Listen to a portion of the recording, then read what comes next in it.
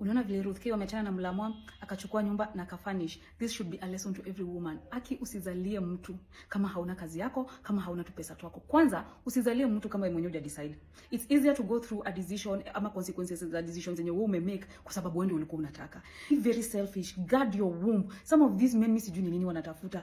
Baby mamas left, right and center. Alafu there is this menace.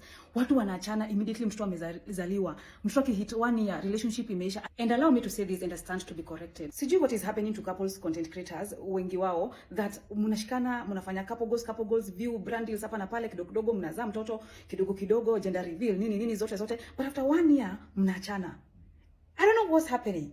Is a child part of the plan ama it's just a normal relationship? Because there's a trend. At this point, tutaanza ku run out of therapists because so many kids are being born out of dysfunctional relationships and dysfunctional parenting because co-parenting ni another menace. I don't know how we will discuss it. Usikubali mtu afanye experiment ya parenthood na uumbe yako. Alafu sasa yaona, this is not my thing. Anatoka alafu anakuacha akikufrustrate. Number 2, people die.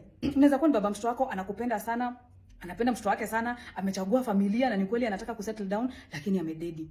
Wewe juu kwa itafuta your financial stability ama biashara, unaachwa hapo kingengana na familia yake, mkipigana na familia yake because you want to continue providing for the child, but haukujisaidia mkiwa na yeye.